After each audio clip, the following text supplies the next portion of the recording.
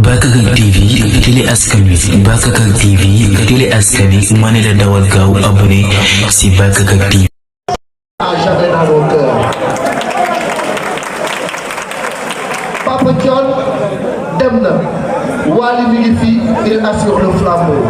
Balla Gaye ak Boy Niang numéro 2 yéen a ngi bëre drapeau bu mag di bëre drapeau bu yaru di bëre drapeau jàmbaar di bëre drapeau bu nga xam ne li mu liggéey ci Sénégal kenn waxatu ko maintenant Kéba Seck moo war a dugg si ma bàyyi la nga dugal ko monsieur. Aïcha bu ñu nee Thione Ballago Seck bu ñu gisee ana yi fan si Kéba Seck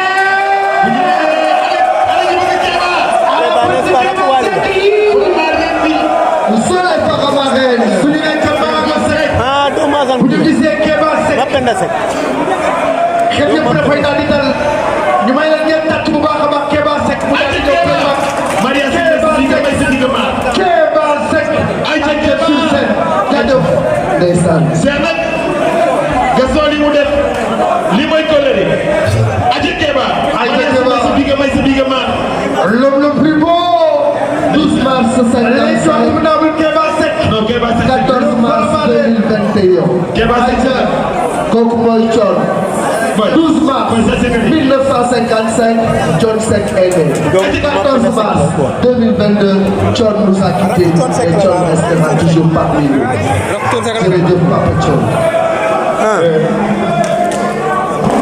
Papa Wally Seck ak kii ñoo bokk. Kon kii mooy caat bi. Aïcha Kéba bismillah.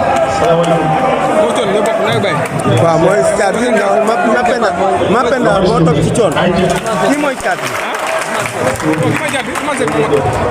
non non ma penda mooy mag après Ousmane Seck kii mooy caat kii mooy caat.